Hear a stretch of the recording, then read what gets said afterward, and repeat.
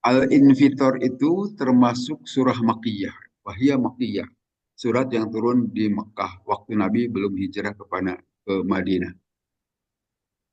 Nah, kemudian ada hadis dari Nabi SAW. Man sarrahu ayyan duru ila qiyamah ya ainin fal yakro. Siapa orang yang menginginkan pada hari kiamah itu terlihat seperti penglihatan sesuatu yang diinginkan, bahasa Sundana panyilekan panon gitu kan. Artinya orang sangat merindukan gitu. Maka bacalah surat ini. Idza syamsu kuwirat, surat sebelumnya, wa idza samaun fatrot, dan surat Al-Infitor ini, idza samaun syaqat, dan surat Al-Insyiqaq. Tiga surat itulah sering-sering dibaca supaya nanti pada hari kiamah bisa terlihat bersinar-sinar bercahaya gitu kan. Artinya hampir semua orang ingin melihat yang bersangkutan. Menyejukkan soalnya. Itu menurut hadis Nabi. Dari riwayat Abdullah bin Umar. Dari Ibnu Umar. Dan kita lihat di tafsirnya. Allah berfirman. Idza sama'un fatarot. Apabila langit telah insyaqqat. Artinya telah terpecah, telah terbelah. Nah sekarang kita melihat baik-baik saja kan. Doh, langit itu apakah itukah batas langit itu yang berwarna biru di langit? Wallahu alam, kita tidak tahu. Itu mah satungtung lele gitu kan bahasa orang Sukarapi. Satungtung lele artinya sejauh mata memandang itulah yang menurut kita sebut langit. Nah, ini menurut Al-Quran an infatorot akan pecah. Apakah itu yang dimaksud? Wallahu alam. Sekali lagi kita tidak mengerti. Apakah itu nanti akan berkeping-keping, tetapi Al-Quran menyatakan begitu. Infatorot itu ditafsirkan insyakot, terbelah-belah, terpecah-pecah. Wa idza kawakibun tasarot, dan apabila bintang-bintang telah berjatuhan. Nah, kita melihat bintang-bintang itu tetap di tempatnya sampai saat ini, tempat orbitnya masing-masing. Nanti ya kalau secara teoritis gravitasinya itu sudah tidak ada lagi. Kalau sekarang kan terjadi tarik menarik antara bintang, antara matahari dengan bumi. Mengapa bumi di sini karena tertarik oleh gaya gravitasi matahari. Demikian juga bulan. Bulan itu kadang mendekat dalam putarannya, kadang menjauh dari bumi. Bukti terjadi tarik menarik itu seperti ada banjir rob di laut. Kalau bulan sedang mendekat itu jadi banjir kan di pantai. Itu bukti bahwa itu dipengaruhi oleh bulan.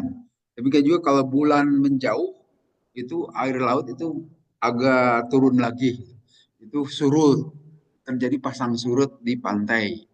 Ya, kalau di kita tidak terlihat. Nah, itu bukti ada tarik menarik antara benda-benda langit. Kemudian wa idzal biharu fujirat, dan apabila air laut telah diluapkan. Artinya diluapkan itu menjadi meninggi gitu kan, sehingga yang tadinya daratan di atas jadi tsunami barangkali begitu ya. Nah tsunaminya kalau saat ini mungkin sekitar di pantai saja, paling jauh paling 10 kilometer ke arah di pantai. Tapi kalau pada hari kiamah nanti tsunaminya pasti jauh lebih dahsyat lagi.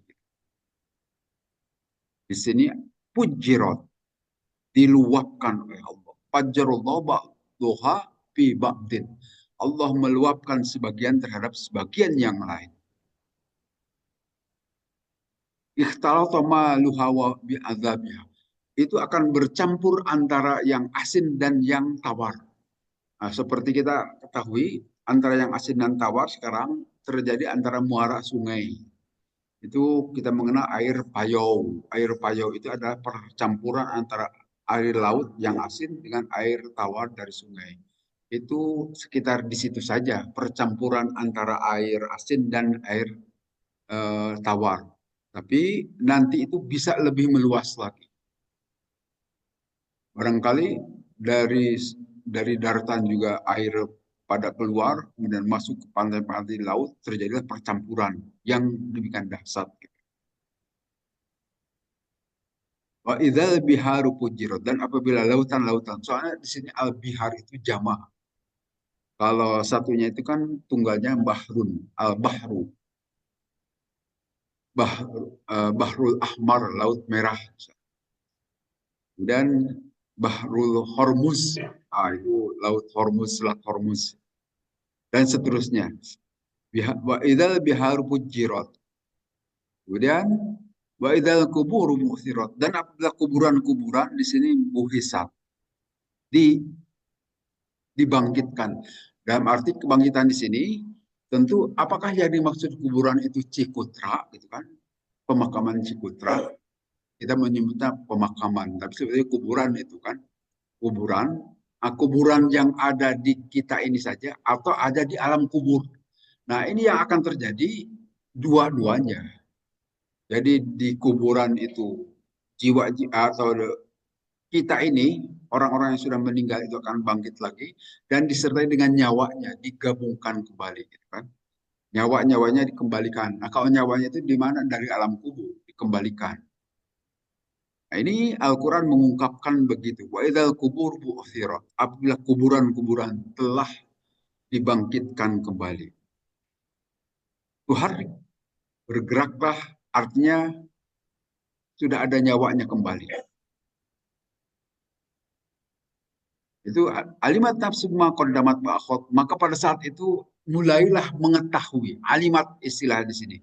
Alimat itu alim dari alim, tetapi karena ini muannas jenis perempuan nafsun itu, maka pakai tak taknis, tak perempuan. Jadi alimat pakai tak taknis. Tak yang menunjukkan bahwa subjeknya itu atau failnya itu jenis perempuan. Nafsun itu biasanya dijeniskan perempuan. Alimat nafsu ma qaddamat akhir. Apa yang telah berlalu dan apa yang terakhir. Jadi ini Al-Quran menyatakan pada saat itu ingat semua terhadap perilaku yang sudah dilakukan jauh sebelumnya dan waktu-waktu yang terakhir. Artinya semuanya kita mengingat lagi, mengetahui lagi. Tidak kan ada hasru hada, bahwa ini menghasilkan sesuatu. Artinya terjadi secara serial. Sesuatu bisa terjadi karena terjadi sebelumnya ini. Nah, semua itu runtutan rangkaian itu akan diketahui lagi oleh jiwa kita. Kita tidak mungkin naik kelas 2 kalau sebelumnya tidak ikut kelas 1 dan seterusnya gitu. Walaupun dari kelas 2 bisa saja loncat ke kelas 4 mungkin saja, tapi tidak mungkin ke kelas 4 kalau dia tidak ada kelas 2. Nah, itu artinya serial. Sesuatu harus didahului oleh yang lain saja.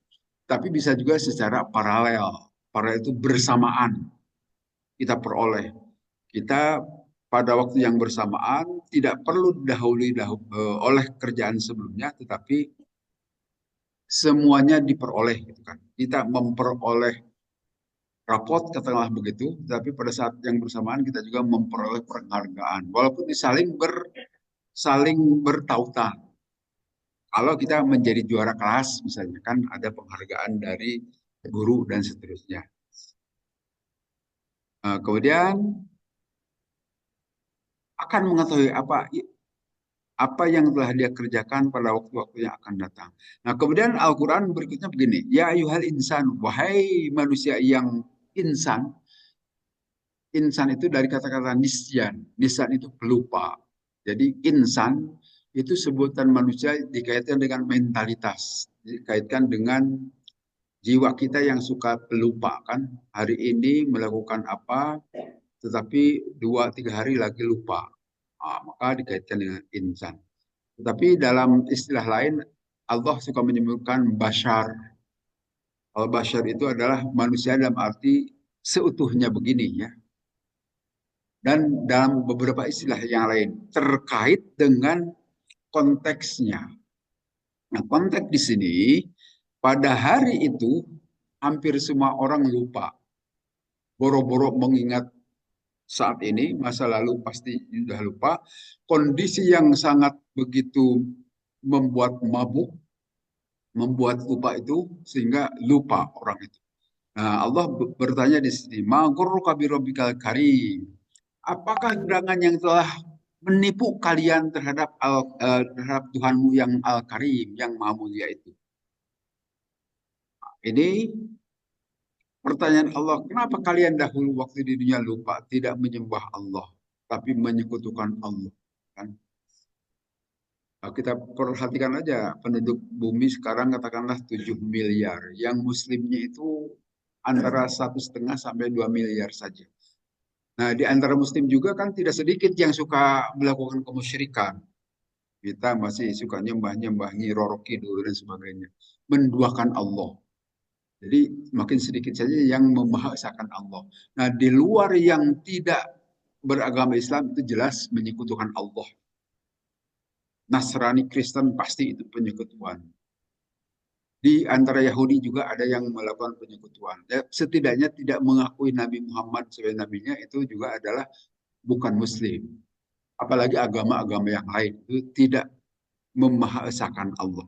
Nah, waktu itu ditanya oleh Allah, ma ghurraka bi rabbikal karim. Apakah gerangan yang telah menipu kau terhadap bi rabbika terhadap Tuhanmu Al-Karim yang Maha Mulia itu. Nah, di sini kita perhatikan Al-Karim itu adalah nama Allah sebetulnya. Jadi Asmaul Husna. Ya, kalau kita memberi nama anak menggunakan Al-Karim harus pakai Abdul Karim. Itu adabnya, tata tertibnya. Abdul Karim. Kan kita masih suka ada nama orang tanpa menggunakan Abdul. Yang Karim. Agus Karim. Nah, itu tidak benar sebetulnya. Harusnya pakai Abdul Karim. Tetapi di luaran suka menggunakan kata Abdul tidak dikaitkan dengan Asmaul Husna. Itu juga aneh, Pak. Tidak benar juga. Ada mahasiswa saya namanya Abdul Hanafi. Gak tahu dari mana. Hanafi itu kan bukan bukan Asmaul Husna. Tapi kok dijadikan, atau teman waktu di kantor dulu sebutannya Abdul Khotib. Gak tahu dari mana itu. Khotib itu kan dia tukang bicara, yang berbicara, yang pidato. Dan bukan Asmaul Husna. Dari yang 99 Asmaul Husna itu tidak ada nama Khotib atau Hanafi. Tapi orang menggunakan Abdul. Tapi orang yang menggunakan Asmaul Husna tidak menggunakan Abdul. Ini tidak tahu tata cara. Harus menggunakan tata cara. Penamaan orang. Sama seperti kita, kan tidak ada yang berani menggunakan kata Allah, nama orang. Ada tidak yang berani menggunakan ujang Allah? Itu kan tidak pernah ya. Pasti harus pakai Abdul, Abdullah. Tapi kalau Asmaul Husna yang lain kadang ujang rojak. Ah, rojak itu adalah Asmaul Husna, Abdul Rojak. Ujang patah, Abdul Patah. Al-Patah itu adalah Asmaul Husna. Saya sering menyampaikan ini, tapi masih banyak juga di luaran. Kalau punya bayi baru, makanya lebih baik tanya dulu kepada yang ngerti, gitu kan, mau memberikan nama. Jangan karena dari Al-Quran dipakai saja ujang Fir'aun, kan tidak bagus itu. Fir'aun, Fir'aun itu memang dari Al-Quran, tapi tidak bagus dipakai sebagai nama. Karena itu orang yang dilaknat Allah. Jangan asal Al-Quran, jangan asal bahasa Arab.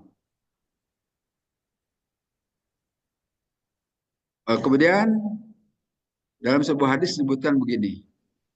Yaqulullahu yaumal qiyamah. Allah berfirman pada hari kiamat.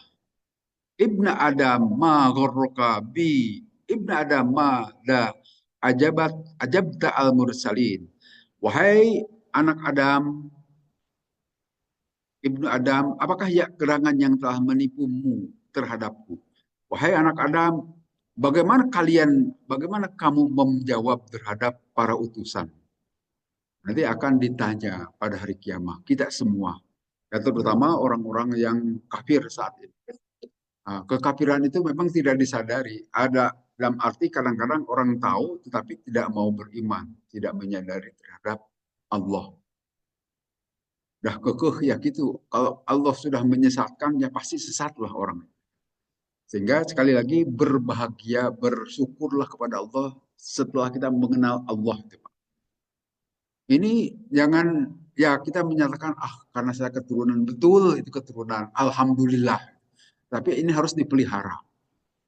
Karena sekali lagi sering saya sampaikan tidak ada jaminan hidayah itu akan tetap di dalam diri kita. Padahal itulah yang akan menyelamatkan kita di akhirat nanti. Kunci utama itu adalah keimanan kepada Allah. Kalau tidak ada iman, habislah. Dan sekali lagi, tidak ada jaminan keimanan itu akan terus di dalam diri kita. Kita pernah melihat atau ada dalam kehidupan kita orang-orang yang tiba-tiba jadi murtad, jadi aneh-aneh. Nah, itulah yang tidak dapat karunia Allah. Nah, kita yang sudah menyadari itu, peliharalah, rawatlah, dan mohonlah kepada Allah supaya hidayah ini jangan sampai hilang dari diri kita. Karena kalau sudah hilang ya tidak sadar lagi. Udah mabuk saja gitu kan. Kalau orang sudah tersesat itu, Pak. Nah, kemudian sekali lagi Al-Karim itu adalah Asmaul Husna. Di sini liyunabbiha ala annahu la yanbaghi ayyuqabil al-karim bi af'alil qabihah, bahwa tidak mungkin Allah itu menerima Al-Karim sebagai yang maha. Al-Karim itu banyak pengertiannya, nanti artinya adalah yang dermawan. Al-Karim itu yang mulia juga bisa diartikan, itu sifat Allah. Kemudian ayat di atas magorro kabir karim itu kaitannya juga dengan sahabat, dengan zaman Nabi, yaitu Aswad bin Syarik. Pada saat itu doroban Nabi SAW akipil halatir rohina.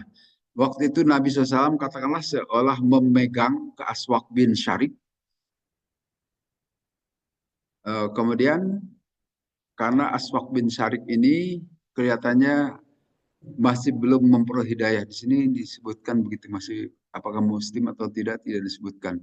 Tapi waktu itu dipegang oleh Nabi barangkali supaya memperoleh hidayah, didoakan oleh Nabi. Kemudian turunlah ayat ma gharraka birabbikal karim. Apakah gerangan yang telah menipumu terhadap Allah yang maha mulia itu? Siapa Allah itu? Alladzi khalaqaka, yang telah menciptakanmu, pasawwaka fa'adalak, kemudian menyempurnakannya, fa'adalak, kemudian menyusunnya dengan rapi. Nah, ini penciptaan kita ini, kita juga tidak sadar bahwa yang menciptakan kita itu ibu bapak. Siapa bilang ibu bapak kita yang menciptakan? Ibu bapak tidak tahu menahu. Mereka itu hanya berhubungan badan antara seorang suami dan perempuan. Kemudian apakah akan jadi manusia atau tidak kan tidak tahu. Artinya perannya itu hanya sekedar sampai di situ saja. Tapi kalau membentuk jadi kepala, jadi tangan, kemudian ada nyawa, bisa berbicara, itu adalah kemahakuasaan Allah. Dan bukan peran ibu bapak. Ibu bapak tidak men-setting begitu, tidak tahu menau, ya kan? Sehingga dalam hal ini yang menciptakan sesuai dengan Al-Quran di sini, pasawwaka, maka menyempurnakan Allah. Sehingga keinginan ibu bapak kita itu biasanya ingin muncul bayi atau anak kita yang sempurna. Tangannya ada 5 jari begini, kemudian bibirnya tidak sumbing dan sebagainya, ingin sempurna. Tetapi apakah selalu begitu? Bayi yang dilahirkan belum tentu juga. Artinya itu di luar kemampuan ibu bapaknya. Bisa saja jarinya jadi tinggal 4 atau bahkan 6. Kemudian kadang-kadang bibirnya sumbing, kadang-kadang tidak bisa melihat, kadang-kadang tidak bisa mendengar. Nah, itu adalah di sini Allah menyatakan pasawwaka fa'adalah. Untuk apa tujuannya? Bukan Allah tidak maha kuasa, justru itu adalah Allah memperlihatkan kemahakuasaannya. Bahwa tidak setiap bayi yang lahir itu pasti sempurna, pasti ada yang kurang-kurang untuk memperlihatkan kemahakuasaan Allah. Allah maha kuasa untuk menjadikan bayi itu tidak sempurna, kan? Untuk tidak punya kaki, tidak punya tangan dan sebagainya. Itu bukan peran ibu bapaknya. Kalau ibu bapaknya ingin sempurna biasanya, tapi ternyata tidak juga. Kondisi-kondisi itu disebutkan di dalam Al-Quran di sini. Kolakoka pasawwaka adalah Allah lah yang telah menjadikan menjadi sempurna, lengkap, kemudian tidak sekedar hardware-nya saja, tidak sekedar badannya, tetapi softwarenya juga Allah lengkapi. Saat ini memang orang sudah pada bisa membuat robot. Itu negeri Cina yang paling aktif membuat robot-robot. Robotnya bisa nyangkul, bisa nanam padi, seperti manusia gitu kan. Tetapi apakah mereka persis seperti manusia punya perasaan? Itu belum mampu sampai ke sana. Manusia sampai saat ini.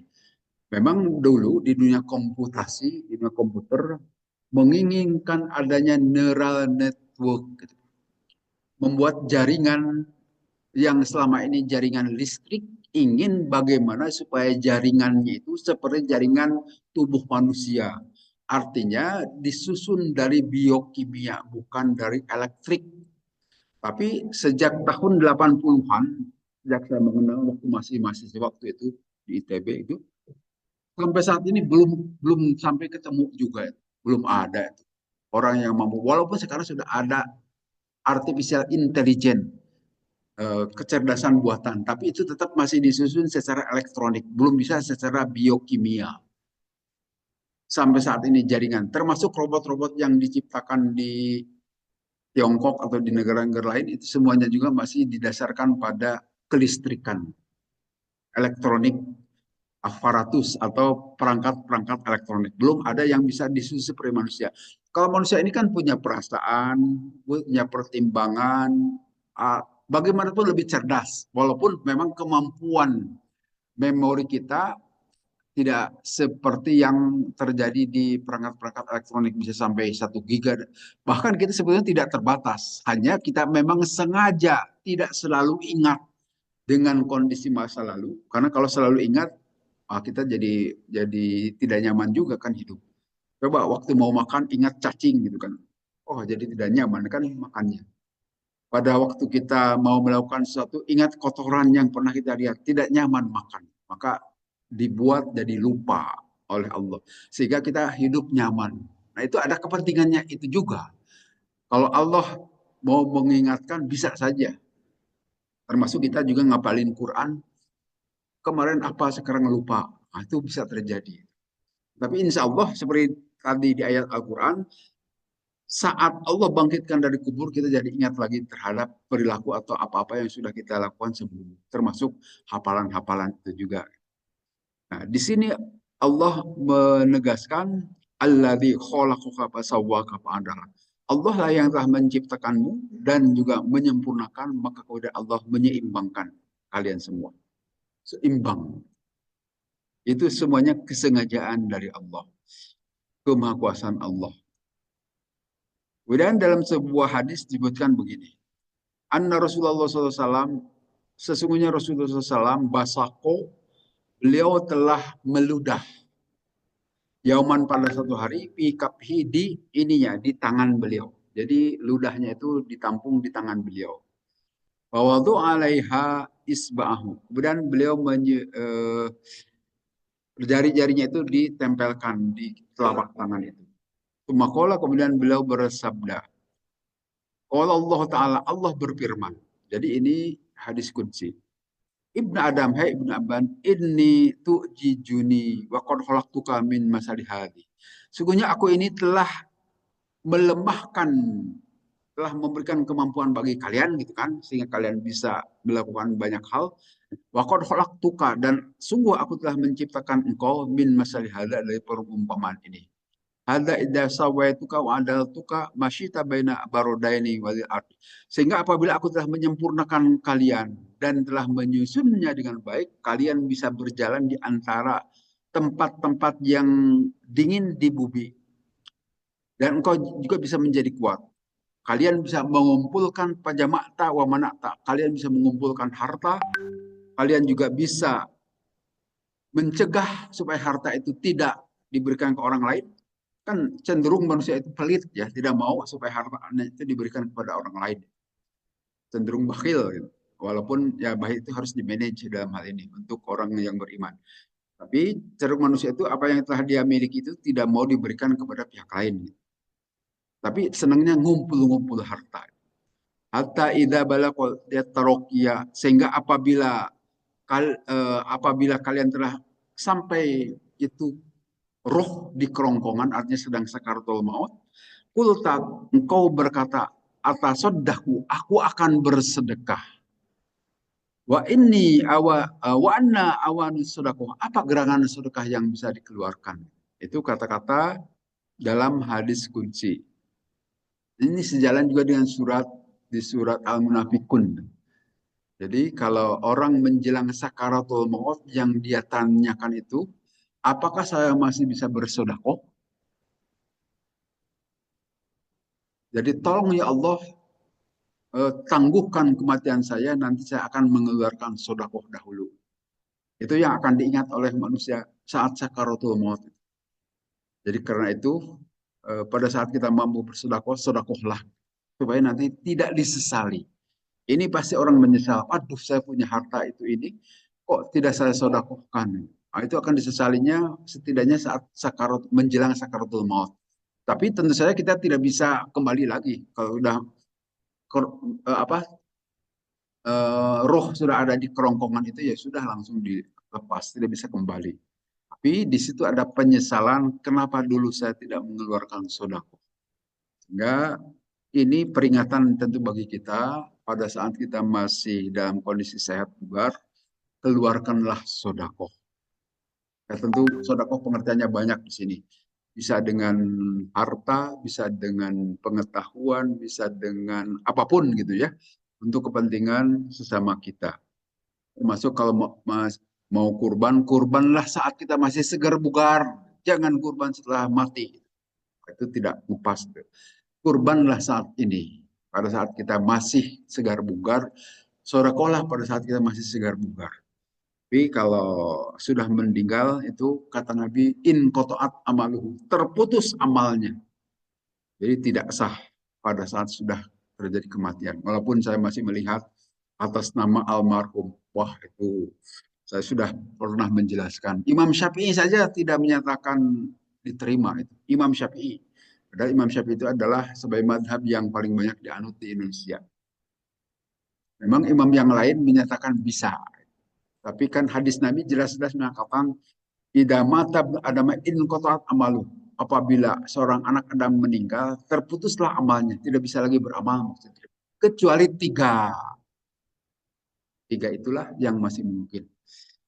Tapi kalau beramal baru lagi tidak bisa. Amal yang tiga itu karena dikaitkan dengan kita selagi masih kita hidup. Kita punya anak soleh karena yang mendidik, yang mengarahkan anak itu ada saat kita masih hidup. Sehingga anak itu jadi soleh, jadi baik. Maka disitulah perannya. Kemudian ilmu yang bermanfaat. Kapan ilmu itu bermanfaat? Saat kita masih hidup. Diajarkan, disebarluaskan sehingga orang lain memperoleh manfaat. Wajar orang itu memperoleh terus tambahan. Kemudian sedekah jariah. Nah, sedekah jariah itu juga wajar karena kita menjariahkannya pada saat kita masih hidup. Jadi kalau jariah setelah mati tidak masuk di hadis Nabi. Apalagi ayat Quran juga ada wa'alaisa lil insani illa masa. Tidak ada bagi seseorang memperoleh pahala kecuali dari yang pernah dia usahakan. Sangat jelas itu.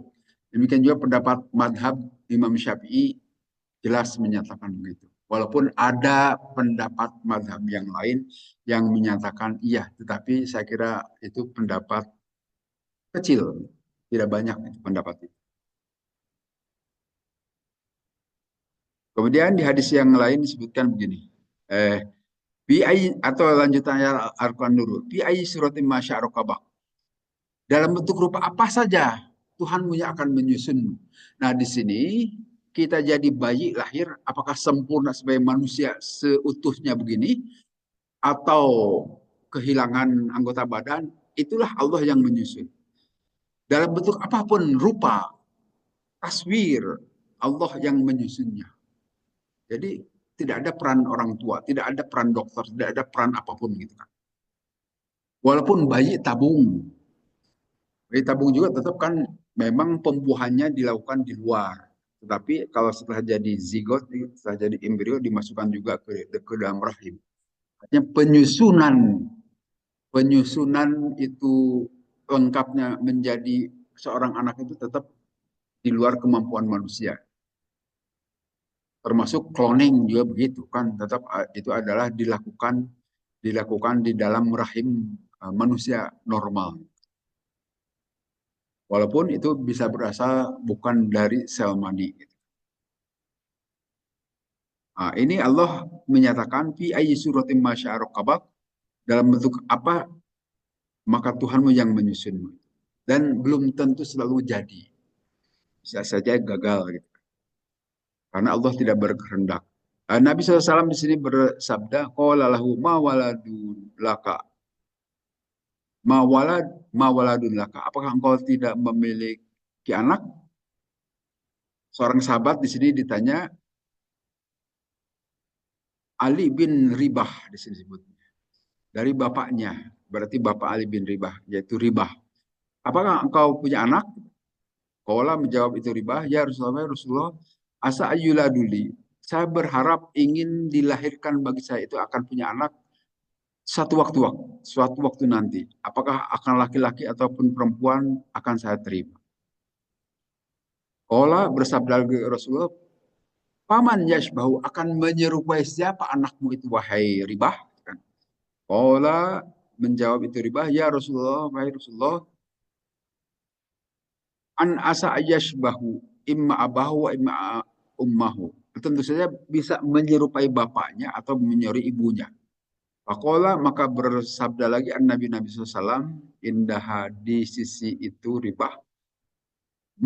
Jangan begitulah takulan hakada. Jangan berkata begitu. Belum tentu menyerupai bapak atau ibunya.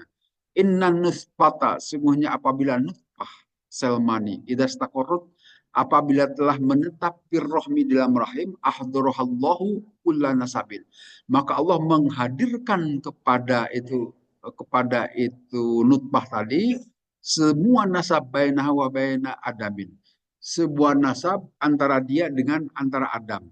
Amma korrot tahadahil ayah, kita bilang, bukankah engkau membaca di ayat surat ini fi ayyi suratin masya'araqabak, dalam hal apakah bentuk bayi itu nanti Allah akan susun. Jadi artinya menurut kita, menurut ilmu keturunan genetika gitu kan, bahwa menurut manusia umumnya bahwa bayi yang akan lahir itu tidak akan jauh beda dari ibu dan bapaknya susunan jasadnya. Tapi kata Nabi belum tentu. Bisa saja apabila nutfah sudah ditetapkan di dalam rahim, nanti Allah menghadirkan tidak mesti harus selalu mirip ibu atau bapaknya. Bisa saja mirip yang lain. Ibunya putih, bapaknya putih, anaknya hitam. Mungkin saja. Gitu kan. Karena Allah Maha Kuasa. Kan? Sehingga tidak perlu aneh jika itu terjadi. Walaupun secara alamiah tidak akan jauh beda dengan ibu dan bapaknya. Tapi jika Allah berkehendak bisa saja lain. Gitu. Maksudnya begitu dalam hadis Nabi ini. Belum tentu ibunya keriting, bapaknya lurus, nanti akan jadi keriting. Bisa saja tidak keriting. Tidak ngikut kepada ibu atau bapaknya. Dan seterusnya. Mungkin saja. Sehingga dalam hal ini kita mengenal di lingkungan kita kan yang dikenal istilah tapaul. Biasanya kalau ada seorang ibu atau seorang perempuan sedang hamil, kemudian suaminya itu dilarang, jadi ke, kebiasaan di kita dilarang untuk melakukan perbuatan yang bisa membahayakan seperti apa ya, hal-hal yang bisa mengakibatkan kecacatan di bayi, seperti apa, memotong kayu dan sebagainya, memotong pohon misalnya gitu. Karena dikhawatirkan nanti berakibat kepada anaknya. Ini memang bukan hadis, ini kepercayaan saya di antara kita. Dan memang itu mungkin berdasarkan pengalaman kejadian. Kalau ada seorang istri sedang hamil, kemudian si suaminya melakukan perbuatan-perbuatan terbaik, sehingga mengakibatkan kebayinya juga akan cacat dan seterusnya. Suka ada larangan-larangan di lingkungan kita. Walaupun belum tentu, belum pasti. Tetapi itu adalah pelajaran, barangkali inilah sesuai dengan ayat Al-Quran, fi ayyi surati masya'arokabak, dalam bentuk rupa apa saja Allah akan menyusun itu, dikaitkan juga dengan istilah tapaul tadi. Tapaul itu mengikuti apa yang dilakukan oleh kita, kemudian itu akan mempolak terhadap perilaku kita. Jadi kalau maka karena itu pada saat sedang hamil sering-seringlah ibu itu membaca Al-Quran surat Maryam kan bisa gitu. Apa sebab kalau perempuan ingin seperti Siti Maryam baik. Kalau laki-laki ingin seperti bacalah surat Yusuf, ingin seperti Nabi Yusuf. Nah itu tapaul sebetulnya. Bagaimana memengaruhi bayi yang ada di dalam kandungan itu seperti apa yang kita inginkan dikaitkan dengan perilaku kita selagi masih hidup.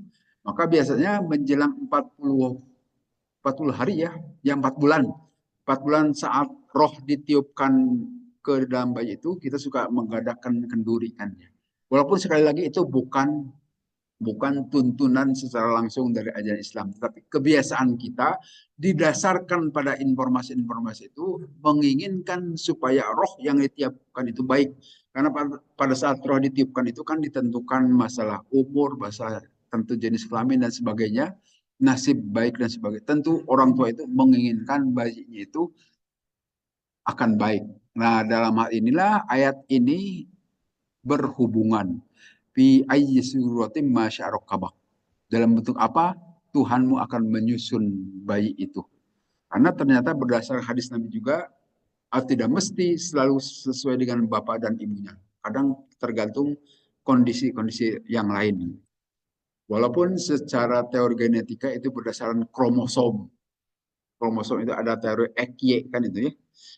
X Y itu 23 dari bapak dan ibunya dan menyatu jadilah seorang anak dan seterusnya. Bisa perempuan, bisa laki-laki. Dan tentu saja genetika yang diambil juga dari ibu bapaknya, ya.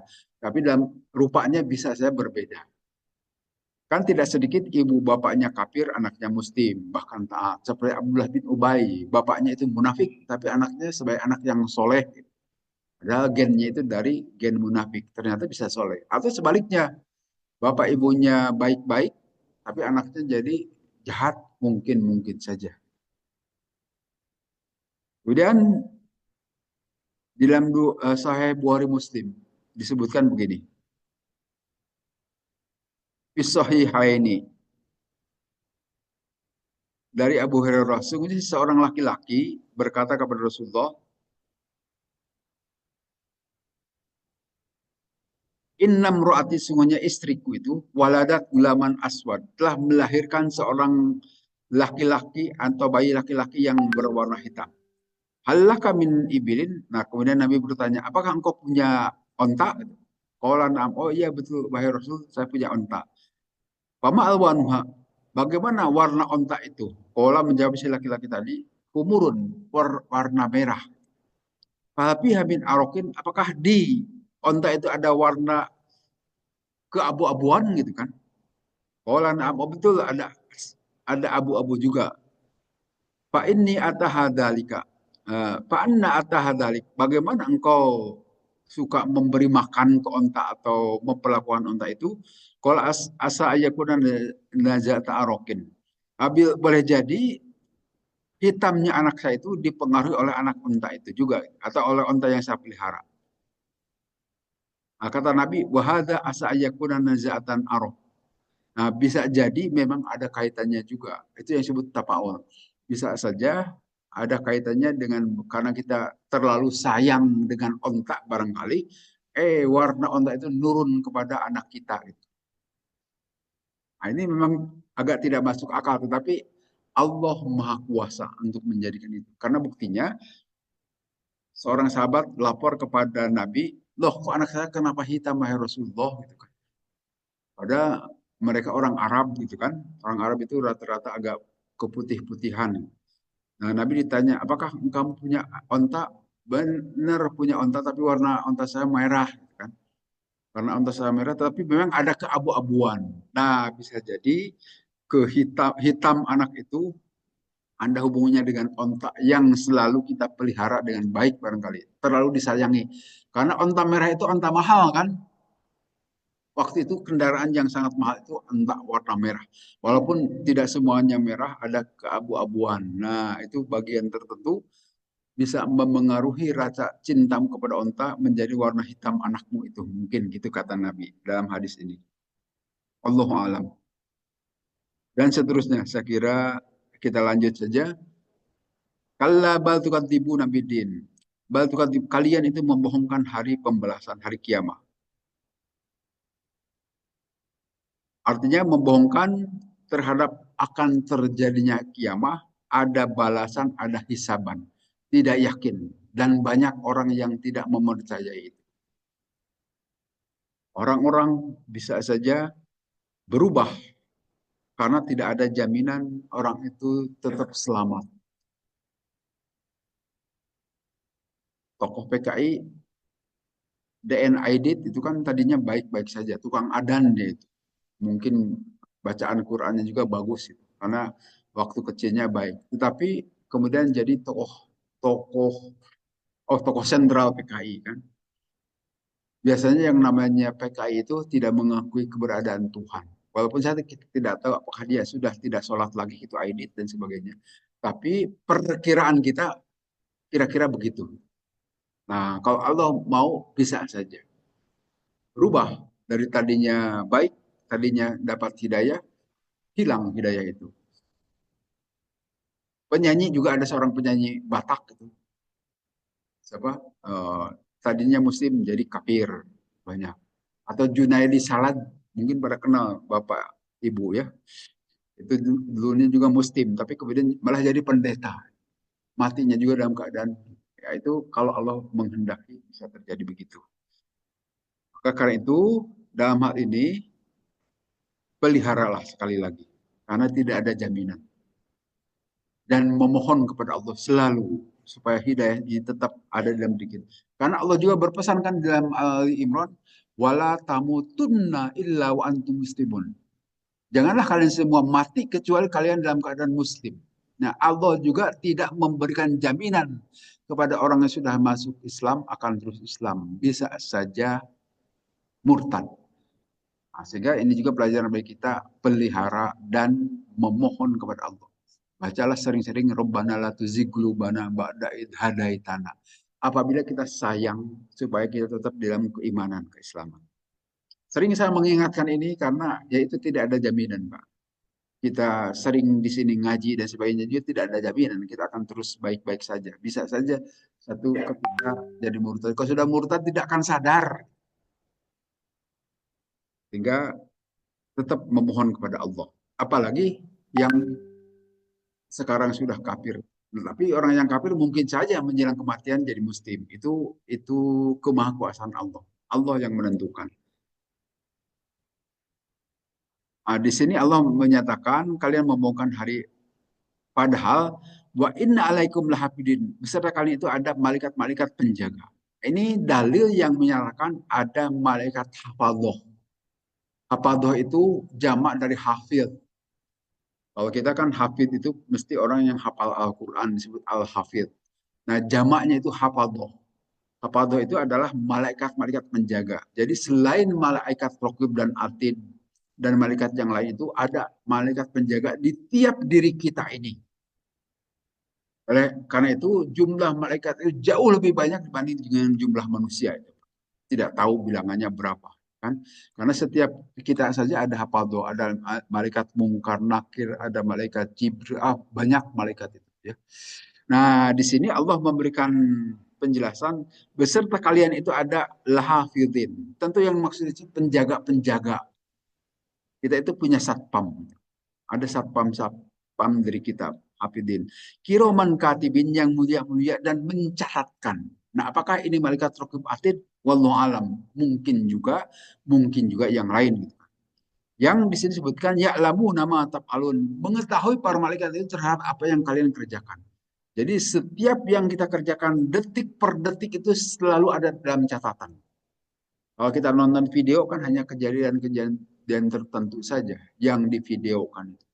Apakah semua kegiatan orang itu divideokan kan tidak juga, hanya bagian penting-pentingnya saja.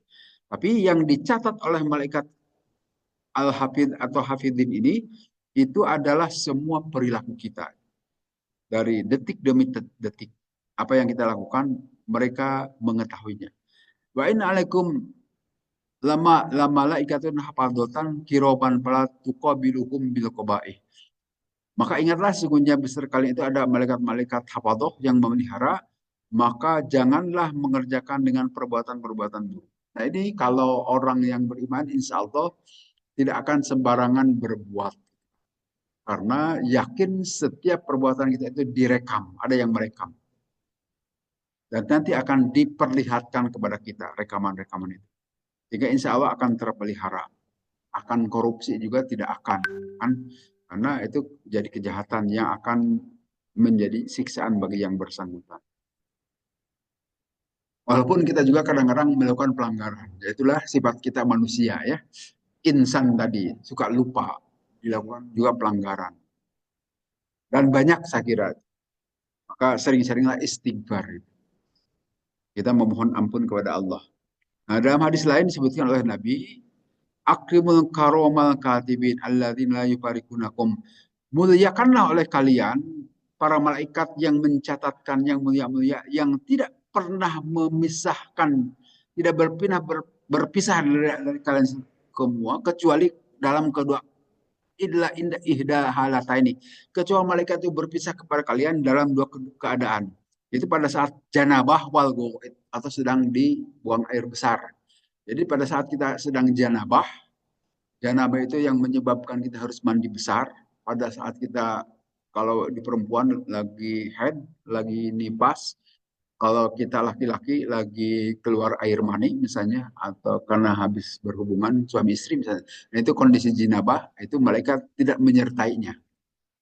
Dalam hadis disebutkan begitu. Atau pada saat kita masuk ke WC, di WC tidak disertai malaikat juga. Nah, kemudian di hadis yang lain disebutkan ada tiga kondisi malaikat Piroman Katibin tidak menyertai kita itu. Yang pertama dalam keadaan kita sedang di WC, yang kedua sedang jinabah, yang ketiganya sedang mandi. Jadi pada saat mandi, karena kita sedang telanjang, maka tidak ada malaikat menyertai di situ. Hati-hati di sini. Maka karena itu apabila mandi di tempat yang terbuka, pas payas satir bisobi, tutuplah dengan bajunya. Ya sebetulnya malaikat walaupun kita pakai baju bisa tahu, tetapi ini sopan santun, Pak. Adab lah. Adab bahwa jangan membuka diri walaupun kita sedang sendirian telanjang bulat gitu maksudnya. Itu tidak bagus. Jadi tutup saja, tetap kita tidak boleh telanjang bulat walaupun sedang sendirian, apalagi sedang di tempat umum. Itu tidak baik. Karena walaupun Allah Maha tahu terhadap kita, kalaupun kita tidak berpakaian, tetapi itu adab-adaban. Sama seperti kita pada saat sholat itu kan yang wajib ditutup itu hanya antara pusar sampai lutut. Tetapi walaupun cukup kita menutup atau pakai celana sontong pada saat sholat, alangkah bagusnya, alangkah beradabnya apabila juga pakai pakaian ke atas. Pakai sarung yang panjang sampai menutupi lutut dan seterusnya. Nah, itulah lebih baik walaupun sesungguhnya bagi laki-laki ini, kalau perempuan dan saya semua badan, lebih beradab begitu. Pakailah pakaian yang sopan. Walaupun auratnya itu hanya dari lutut, dari pusar sampai lutut. Walaupun yang suka lari pagi itu pahanya kemana-mana. Sebetulnya itu bukan aurat, tidak boleh untuk laki-laki itu. Yang pahanya kelihatan itu aurat. Cuma banyak di antara kita tidak sadar, kaum muslimin. Maka sebaiknya kalau mau lari pagi, pakailah celana pendek yang sampai nutup lutut gitu kan. Itu yang benar. Tapi di sini istrinya berkerudung lengkap, suaminya pahanya kemana-mana. Itu buka-buka aurat juga. Dosa ya dosa lah pasti. Kemudian, aduh waktunya sebentar lagi. Nah di sini sebutkan inna abroro, sesungguhnya orang-orang baik itu pasti di dalam kenikmatan. Sedangkan orang-orang yang buruk itu ada di dalam neraka jahim. Yang akan memasukinya pada hari kiamah. Dan tidak akan pernah keluar gitu. Mama adroka mayamudin. Tahukah apakah hari agama itu atau hari pembalasan itu? Ditanya dua kali oleh Allah. Wama adraka ma yaumul din. Yauma yaitu hari itu yang tidak memiliki satu diri terhadap diri sesuatu pun dan urusan itu ada di tangan Allah. Jadi kita yang sekarang mengklaim punya rumah, punya mobil itu tidak ada artinya pada hari kiamat. Punya kekayaan, punya kekuasaan, tidak ada apa-apanya. Punya pengaruh, tidak ada apa-apanya. Karena saat itu seperti ditegaskan oleh Allah dalam surat Al-Ghafir, limanil mulkul yaum, bagi siapalah kerajaan pada hari ini, lillahil wahid, milik Allah yang maha kuasa dan maha esa, yang maha perkasa dan maha esa. Jadi manusia tidak ada apa-apanya. Saya kira itu saja bahasan kita pada hari ini.